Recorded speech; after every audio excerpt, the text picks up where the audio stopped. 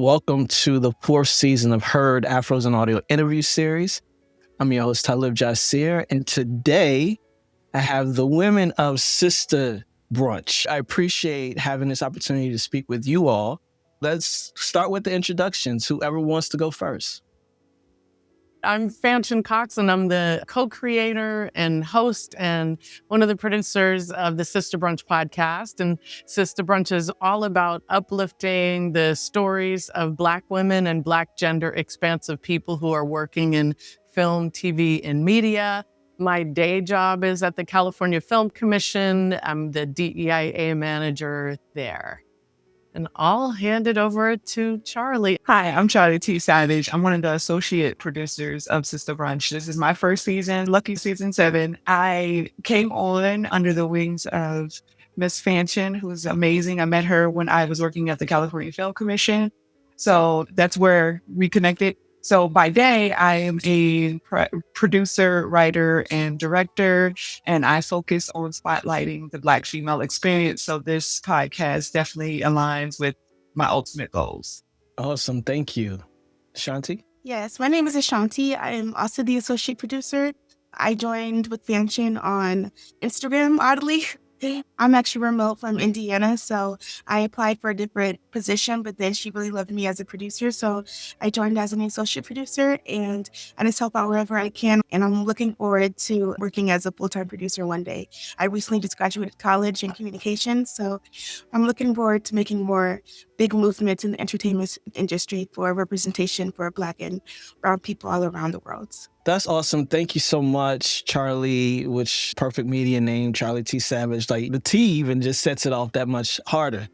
Fanshen and Ashanti, thank you so much. Ashanti, congratulations being a recent grad. Love that for you. And Fanshen, you are team. Like, you know how to do this, allowing people the opportunity to come in and support and create with you. So that's super dope. Thank you. It sure is. And we've been so lucky that always it's been a team of Black women that really felt this work was important. And for better and worse, everybody who comes on ends up getting very busy. We'll pat ourselves on the back for that, right? That part of why we do this is for relationships to be built. Mm-hmm. The industry is built on that. And so they all have an assignment that they all have to ask for 3 coffees from 3 guests this season. And so as hard as it is to lose people to work, it's also so wonderful because that is part of the point. So I just wanted to piggyback on that and say, that's what teamwork is for, is to lift each other up, not only the guests, but all of our incredible team members too.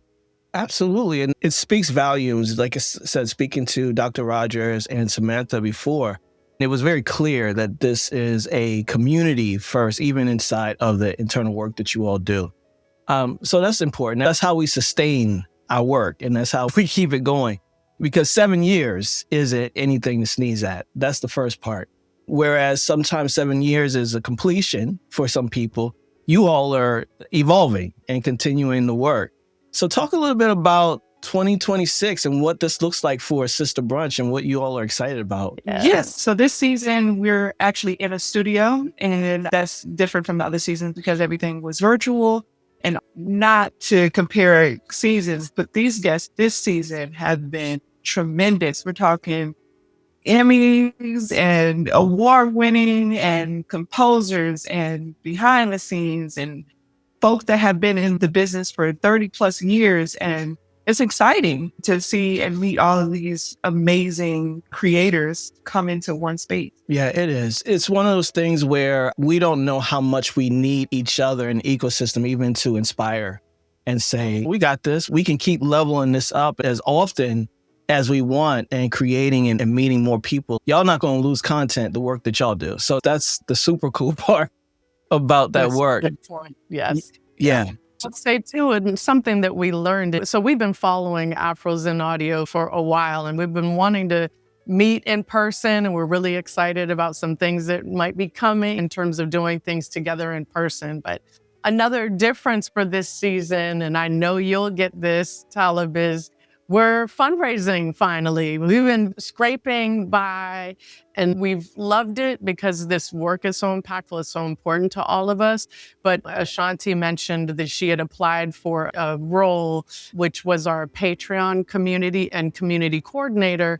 And so we're really trying to build community on Patreon. There's a free tier in case y'all are listening and can't contribute yet, but we also are saying that not only are our guests worth it and this work worth it and the labor of our team worth it, but also it's good to level up every aspect of the production. So it's a really good thing to evolve and grow each time.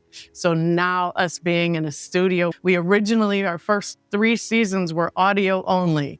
Then season 4, we added in some video on another platform on Riverside, virtual platform. And then season 7, we were like, let's get in a studio. And truly the difference and our guests are so beautiful. And it's like to be able to see them shine with these gorgeous setting. We'll also say it's a Black-owned studio in Hollywood, 2 twin brothers that own it. So we're just so excited about each time leveling up and growing publicly, letting people see it's okay to grow, right? And to keep getting better and better. It definitely is okay to grow. And again, with the 7 years, this is something that you have built, like ground up built.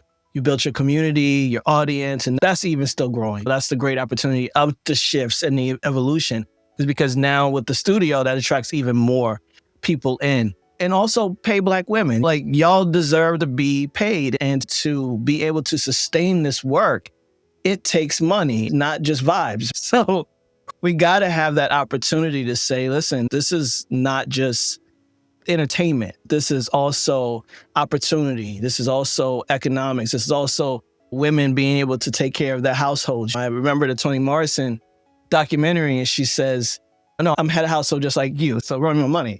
Like, I don't have time for that. And what's important, no matter what it looks like, is that we all are in support of making sure that the work that we do is sustained.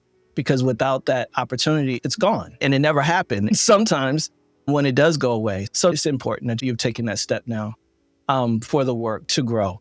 So what is Sista Brunch, and what made you create it? So the name came out of the DGA training program. So this is a really prestigious and highly competitive program out of the Directors Guild of America. So DGA is Directors Guild of America.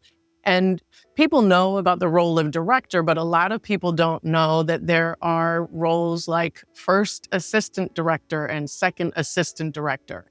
And some people hear that and they think, oh, you are the director's personal assistant. You're getting them coffee or ordering gifts.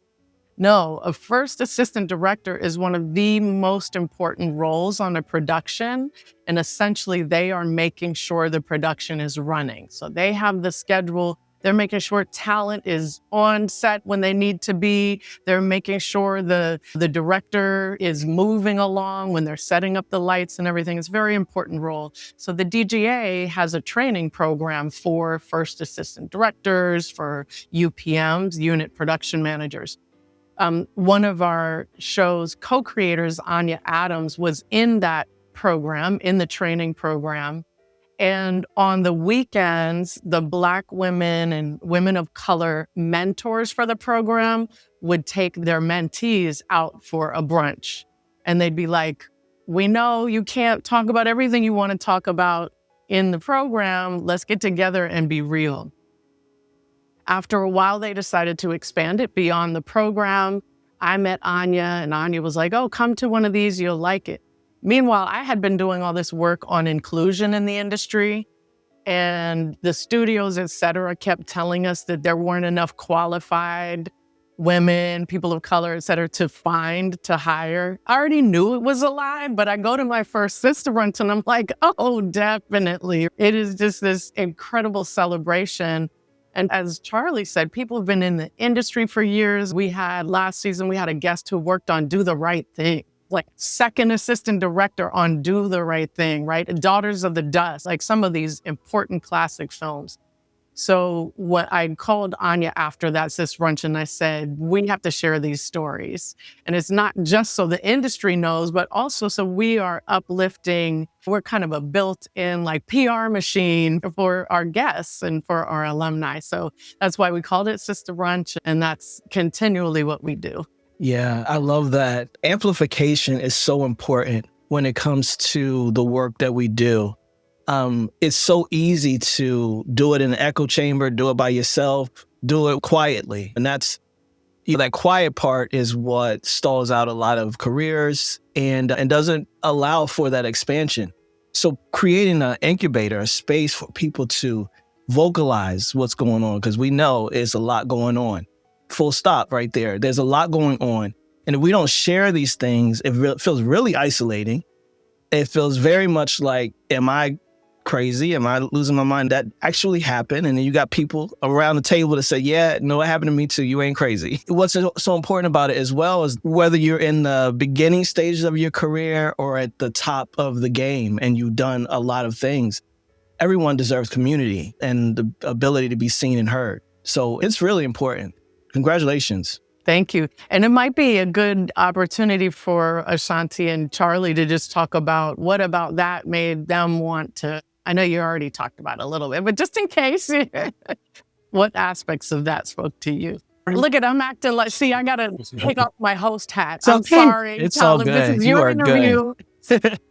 It's all good. I appreciate she's so good at it that she can't help it, and that's fine because I'm behind the camera. I'm gonna be completely honest. I shouldn't be here. I'm a producer, and I thought this was gonna be a whole family thing, and then they were like, "Oh no, you got it." And so I'm happy to be here. I sweat when I start getting on camera, so I'm behind the camera. But she's amazing. It's so good. Yeah. So Sister Brunch for me. When I saw a few of the episodes, I saw that it was creating a safe, high visibility space for people that look like me to share their real stories, promote their work, build genuine connections that extended beyond that episode. And that's what I wanted.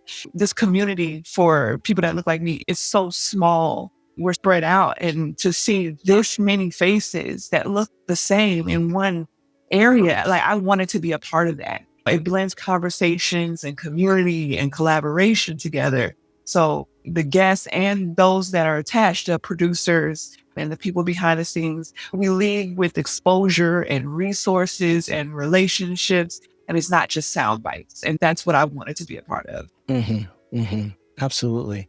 And I will push back on you that you absolutely should be here. And I appreciate you for being here because the audio professional aspect of this work is what we alluded to earlier. It's as an ecosystem.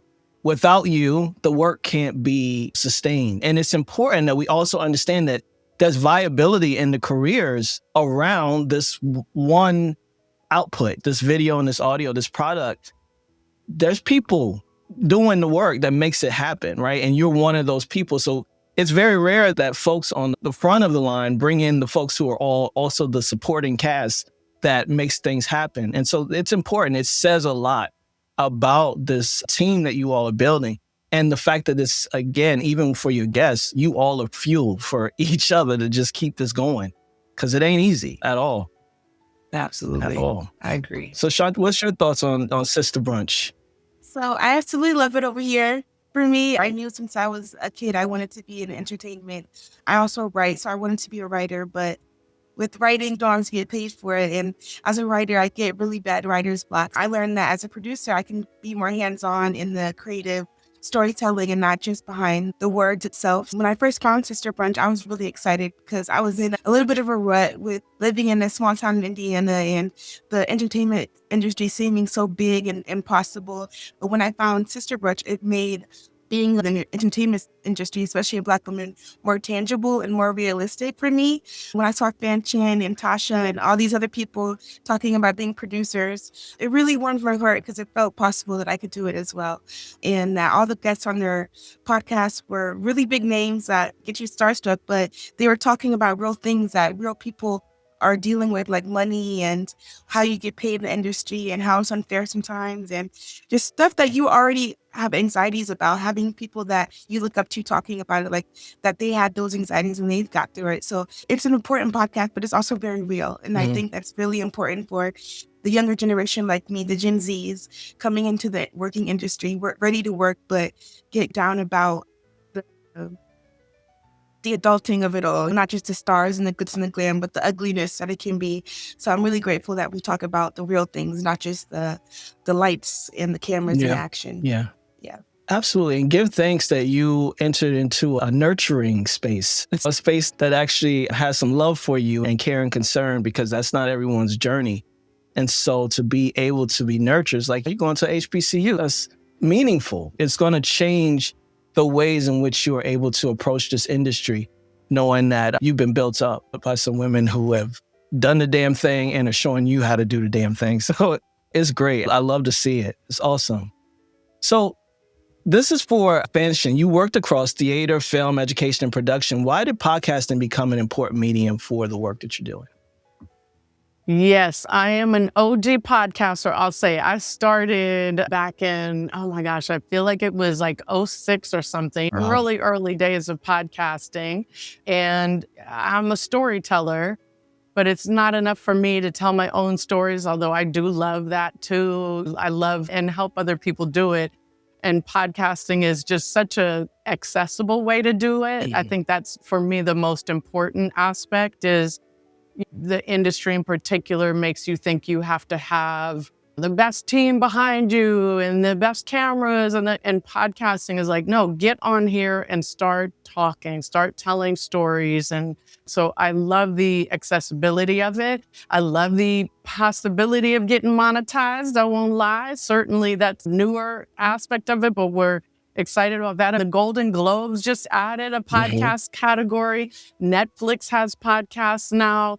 So I also think that not only is it accessible for all of us, but also there's so much room for growth in it.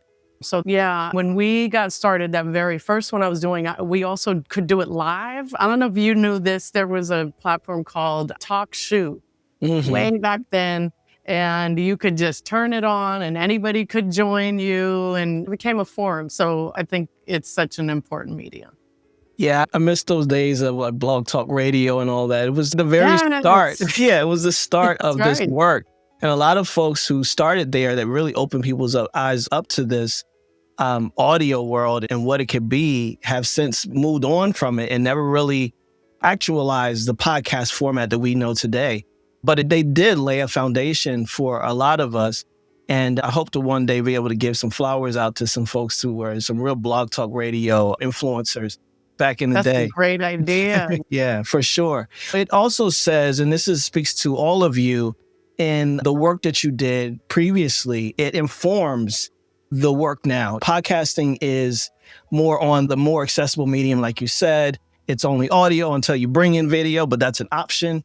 So in some people's minds, it's the easier way to create. And it is in some ways. But I also liken it, I had locks for about 10 years and now I couldn't grow hair if I wanted to. But the point is that it's like natural hair. People think it's easy to maintain, but it's not. It's not. It may look a little easier. But the point I'm making is the work that you all have done in the entertainment industry and the media industry allow space for you to come at this with a whole fresh approach and innovation that you don't see for a lot of people who simply are like, I want to start a podcast and I haven't done any verticals around media at all. I'm just here on the mic. Good point. Yeah. That's a really good point. And I think there's nothing wrong with getting started in that way because it's so accessible. But that goes back to what we're saying. If you just get stuck there, that's not the medium. That's just you playing around. That's fine. But if you want to really call yourself a podcaster, you have to continually think about innovating and also just improving your process, improving your team, and always leveling up. Always, and learning what you don't know and unlearning some things that you do know in order to make it work. Yeah. So, it's such a good point too, because I'll say like one of the things that I love about doing Sista Brunch is I really like my day job. It's an opportunity to work towards inclusion for the government and like with policy. And at the same time, I really miss a creative life. I miss the kind of freedom to be able to just focus on being creative. And that's what Sista Brunch does. So I'm always thinking about, okay, I want to learn how to edit these social media clips, and I want to learn how to do social media correctly so that more people know about the podcast, more people know about the guests. So it's constantly pushing us to learn more too. And I love that. We're doing press this year also, which I haven't done before. So now like putting that hat on as a new one. Yeah, and it's time. And that's the great thing about this and why I love talking to you all. Sometimes it feels like you're a little behind. Maybe we should have done this before, but it happens when it happens and when it's needed and necessary. And so the fact that you all are stepping through the door and not still being hesitant or reluctant around it, it's important and it's right on time. Believe that it's right on time. So in a career that consistently focuses on building systems, like you said, we're talking about media, we're talking about television, film. It's a whole different medium. So how do you all really fit this and even the studio in the larger picture of the work that you all are working to do, diversity and equity? So Sista Brunch it's like a talent pipeline and audience builder. Two things, TV and film executives. How can I say this? This is an opportunity for us to get the stories out for these TV executives and those creatives that have been in film and television for so long, to give hope and opportunity to those who don't think that it's possible. It's an opportunity to learn in an intimate setting so you can be comfortable when you walk into these rooms, when you're getting ready to pitch, when you're getting ready to talk to an executive. You can have some of this knowledge be under your belt. There's a segment that we do, it's Talk Tech. And I'm learning all these different words from all these different departments that I would have no idea about, but it's very important. Even as a producer on set, I like to understand the language of my director, understand the language of lighting and sound so that I can understand what I need to give them. So having a platform like this and learning all these technical things from all these different people who have been in the game for so long is very important to the greater, larger image. And too, that even though a number of our guests have been in the industry a long time, a kind of a trend we really noticed with all our guests this season is that they're also talking future. In fact, the last guest we interviewed, April Rain, who created the Oscars So White hashtag. Her title is Media Futurist, and we love it because she's blending Afrofuturism with media. And a lot of us have talked about AI and verticals. Like vertical is a big kind of these micro dramas, really making a lot of money for folks. And our point is we're not going to get left behind this time. And yes, the algorithm is biased, right? And AI is already biased, but because it's here anyway, we got to figure out how to best use it for us and to continue to tell our stories. And so that was a big focus, is not just where people have been or even where we are now, but also really making sure that we're all going to be here for the future, which is another reason why I love having on like Charlie and Ashanti, because we have this lovely young energy, because this is a lot of work. And both of them are like, let's go. And I'm like, oh, thank goodness. But to think about this is we are building the infrastructure so that they can continue to thrive. And then they'll do the same thing. Charlie's got kids. So I think a lot about my nieces and nephews. Like, I refuse to have them be in an industry, if they ever want to be, where there are only a few people that look like them and their family members. Like, I refuse. We are here to make sure that they feel welcomed and not just belong, but like they can run it. They can run these studios. They can run their own studios. They can make these productions happen. Yeah, definitely possibility for sure. And it's one of those things where you begin to recognize, I call 2020, the beginning of COVID, the year what the fuck built, because you're like, oh, this is what we thought was meaningful was actually bogus as hell. Like, we don't actually have to do none of that y'all was saying previously. But I say that to say that it brought a lot of things that were out there down to earth for us. And even celebrities and people that we looked up to, became more accessible. They started coming on platforms and speaking directly with the people that watched them from afar for so long. Oh yeah, Versus. Was it Versus? Yeah. And then the DJ, remember like when All of that DJ started having the parties? All Yes. of that was like, it just changed the game. And so even in the work that you all are doing, I call podcasting laying down a living record. Like, we're archiving who we are in this moment, right? And so even these stories that you are telling, it's aligned with the last few years that we've had, where now we're starting to learn, oh, I thought your life was this. I assumed it was all of that. But now I'm learning that, oh, there's challenges and obstacles also in what you're doing. There's inequity also in that space. And when I see you in the camera, you fought the good fight to get there, right? In order to even be seen and be a part of this. And those are important conversations generationally, but also even peer to peer. Like, we got a Gen Xers here. It's like there was a lot of suppression and repression and oppression of our dreams and our ability to actualize them. So this work that you all are doing with women and really showing that this is possible for you too. Yes, there's hurdles.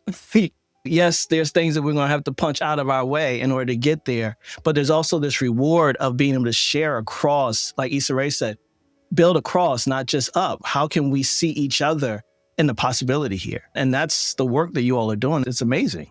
Well, thank you. And we feel the same way. That's the beautiful thing. That's why we're so glad to be on this episode with you, but also to build community with you. And I love you use the word archiving, because it didn't occur to me until after the end of season 6 that this is now the largest archive of the stories of Black women and Black gender expansive people in the industry. Mm-hmm. And so even if we have to do it bare bones, we're going to continue to do it. We're not going to actually, I won't even put that in the universe. We will get like real money to do this, right? But this is an encyclopedia of the people who run this industry, and you just don't know it. I think back to our first season and even our co-creator, Anya Adams. At that time, she was a first AD on Blackish. And I think she had already done a short, or she was getting ready to direct her first short. But then once she directed that short, Kenya Barris saw the short and then gave her a directing job for the next season of Blackish. And then she's never looked back since then. She's directing constantly, film, TV, everything. And so to know that we had her win, I think about Felicia Pride. Recently, they announced, so Felicia Pride is the showrunner for the new A Different World. So now they've created a new version of A Different World where everybody's an adult. Their kids are about to go to Hillman. And Felicia Pride was on when she was like just like a baby writer practically. She had started some things, but to see that progress also, and then to have that archive of these people is so incredible. So we're so lucky for what we get to do. Absolutely. And once the musician no longer needed a record label, it became no holds barred for a lot of people. And just to be able to be discovered from the work that you do independently to get into the rooms, that's sometimes how it starts. It's a lot of times how it starts, especially these days. And to be able to archive that, again, the possibility that anyone watching can say, oh, if they can, I can. And if they were able to figure it out, so can I. So yeah, I just can't get enough of this Sista Brunch concept. That's the work that y'all doing. So it's really cool. You shared it's okay to learn and grow publicly. And I know you spoke about that earlier, even with the fundraising. So how did that mindset help you all keep publishing instead of waiting around for everything to be perfect? I'll tell you, because there were some seasons when I think my mother was the only listener. When you look at those analytics and you're like, why did I look at these analytics? And those are those times when you feel down. I'll share another recent one is I had the nerve to be like, we gonna raise $20K in 20 days. And we raised all of about $2,500. But you know what? Like, we still gonna keep doing it. Yeah. If we let that just stop us in our tracks, then what are we doing here, right? Like, how committed are we really to this work? And how those who are to give in the future, we're not gonna let them up, right? Like, no, we're still here. We're still gonna ask you to give. So it is so important, though, to also have people see us go, this is hard work.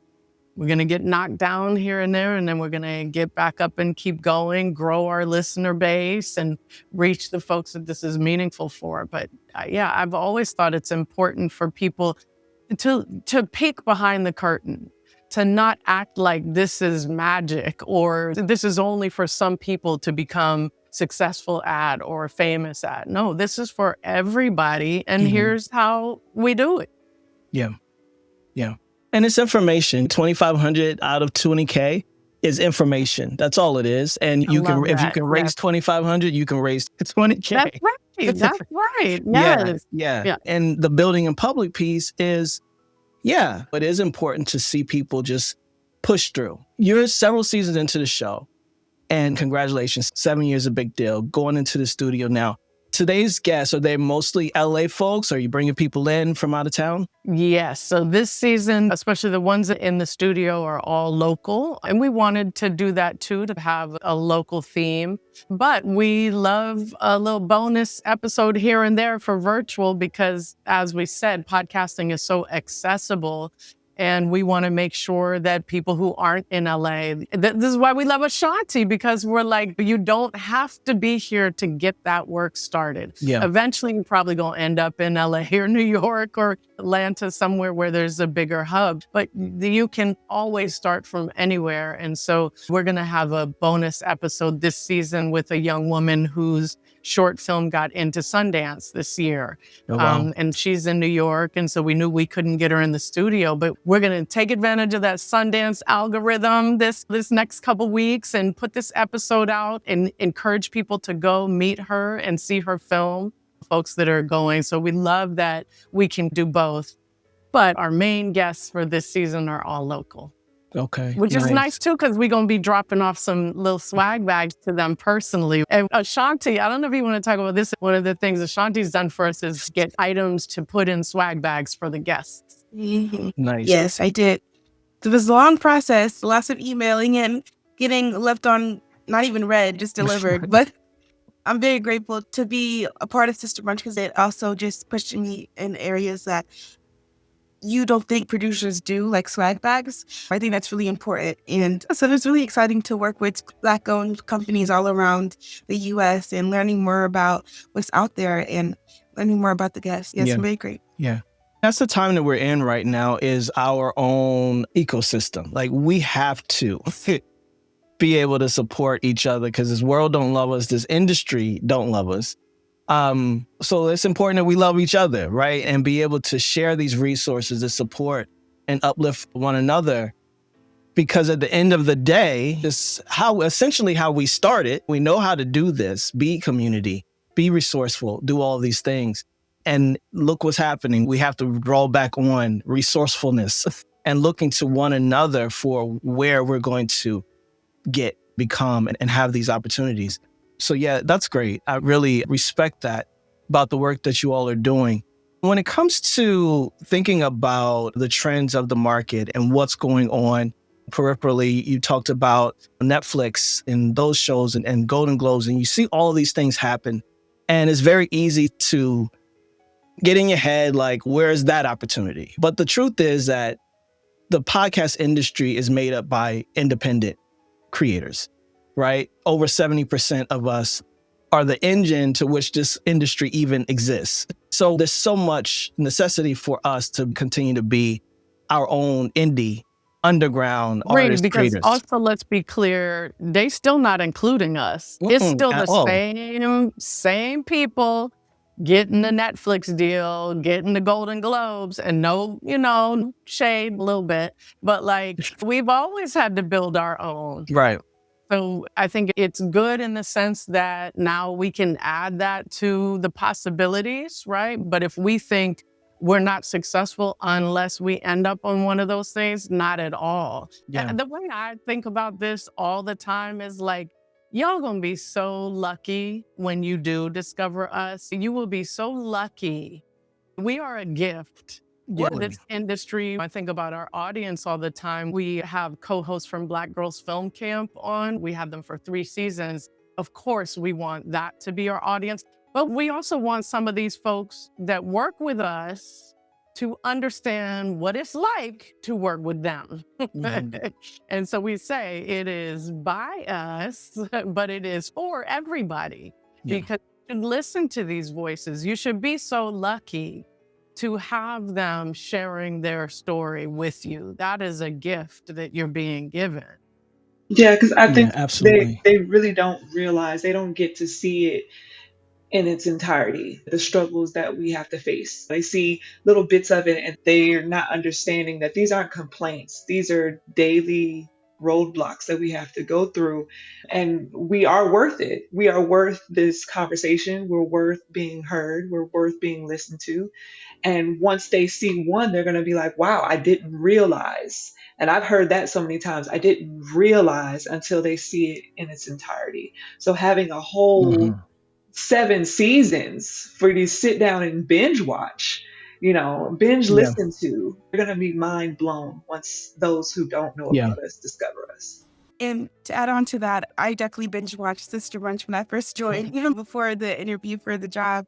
I went to film school for 2 years, but I know not everybody's lucky enough to have the opportunity. And so there was so much content on grips and producing and just stuff that I didn't even know what the definition of a producer was. I thought it was too much that I couldn't do it. But to actually sit down and hear people that were in the industry that were also Black women like me, talking about their existence in the industry and what they go through actually was so mind-opening, more than anything I learned the first 2 Yeah. years that I had.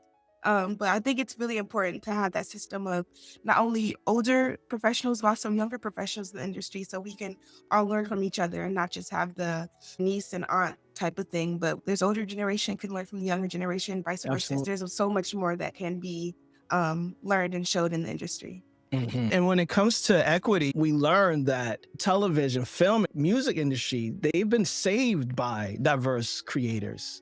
To be even plainer, they've been saved by Black creators, musicians, filmmakers. And those industries have been saved several times over by what we create.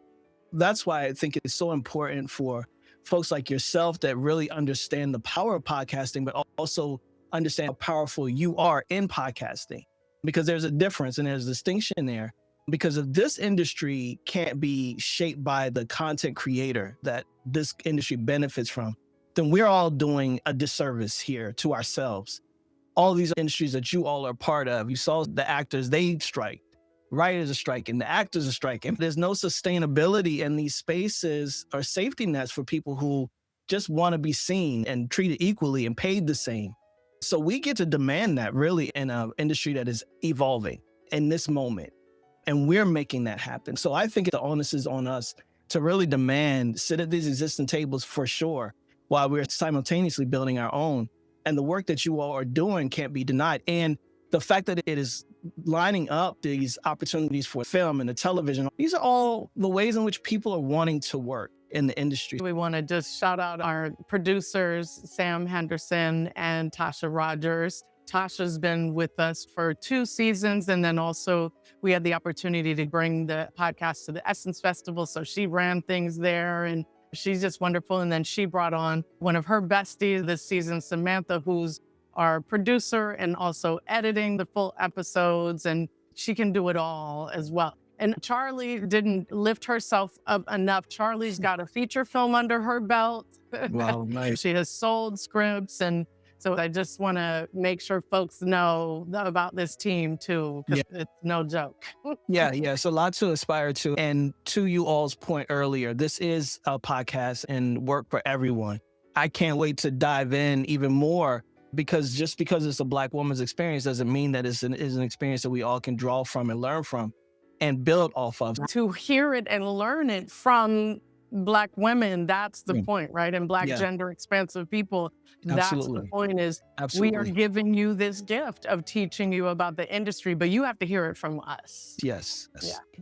Last question. Thank you so much. And every time you speak, you say, and gender expansive people. And I respect and appreciate that so much, because I do just keep saying Black women and gender expansive people. I really honor that and respect that. And it's something that we live for that at this point in time. Inclusivity and accessibility. So let's talk about the raising of the funds. The last question, you're raising support for season 7 of Sista Brunch. what would having that support make possible for the work and the stories you're preserving? I'll say first and foremost, paying Black women and Black gender expansive people what they deserve. I mean, it's not even enough to pay them what they deserve, to pay us for the labor we have put in. We're putting in hours and hours and hours outside of all of us working full-time jobs. Because we are Black women and Black gender expansive people, we already are struggling. Mm-hmm. We already have a lot of barriers. We already are not getting paid what we deserve to get paid. And on top of that, we are spending our free time making this happen. And so for me, number one is paying for the labor, paying what we deserve to get paid. And then number two, the recording studio is not free. We love them and have a wonderful partnership and collaboration with them, but that's Black owned too, and they deserve to get paid for the rental space. As you know, there are the platforms. We're paying for our Zoom account so we can hold our production meetings, paying for our scheduling software, for the social media, paying for our website. There's just a lot of expenses that you don't see if you're listening or watching on YouTube and you think, oh, this is easy. We just got together with our friends. No, we have an entire infrastructure that costs money. And so that's really where we're raising money so that we don't have to do everything out of our own pockets or spend all of this extra time that we spend without being able to pay our bills and maybe get something nice. Maybe go out to a nice meal or listen, my goal is to fly Ashanti out here at some point and put her up in a hotel and us be able to all get together. So yeah, that's what it will go towards. Okay. Listen, I appreciate this conversation with you all today. Please tell folks how to find Sista Brunch, how to listen, how to watch, and anything else that you want to say before I let you go. You can go to givebutter.com/sistabrunch, SISTA brunch. That's where we're looking to raise $20K. If you want that contribution to be tax deductible, you can do that through our Women Make Movies if it's over $250, and the information is on GiveButter. If you're looking to be part of our community, you can go to Patreon, so patreon.com/sistabrunch, and you can join our different tiers. There's a free tier, but also you could do $5 a month and you'd be an intern. You can do $10 a month and you get a little bit extra bump. If you want to get one of our amazing swag bags, very exclusive, that are really only going to the guests this season, but we're holding 2 of those to do a raffle on Patreon. Join our Patreon. We're doing shout outs and social media. So we really invite everyone to just contribute whatever you can, $5, $10, $100, $1,000, whatever you can. We deeply appreciate it. Absolutely. And we can. That's the thing about us, is that we have what we need and we can provide what we need. It's just about focusing up to support the things that are important. You can find Sista Brunch on Spotify, YouTube, anywhere where you listen to podcasts. You can follow us on Instagram, TikTok, Facebook, all at Sista Brunch Podcast. And we're just so excited to be here. There's so much more episodes. Season 7 premieres February 3rd. So be prepared. Get your listening ears on. We're really excited to debut this new season with these amazing guests to keep on learning and pushing for the culture. Can't wait. Can't wait. All right. Thank you so much. Charlie, is there anything you want to close out with? I'm just excited that this season is happening, and I'm so excited to see and hear about how everyone takes in all of this knowledge. Like, you are going to be blown away. Everyone is going to be blown away. Yeah, I believe it. You don't have to convince me. I truly believe it and can't wait. So thank you so much for this conversation today. Shout out to the whole Sista Brunch team. I'm hoping to get out to LA soon and we can do some collaborations together, as well as, I'm happy to support with brainstorming and ideas for your fundraiser, because I do believe in the work that you all are doing and it's necessary and y'all deserve to have it all. So let's get it. Thank you so much for this conversation. Yes, thank you so much.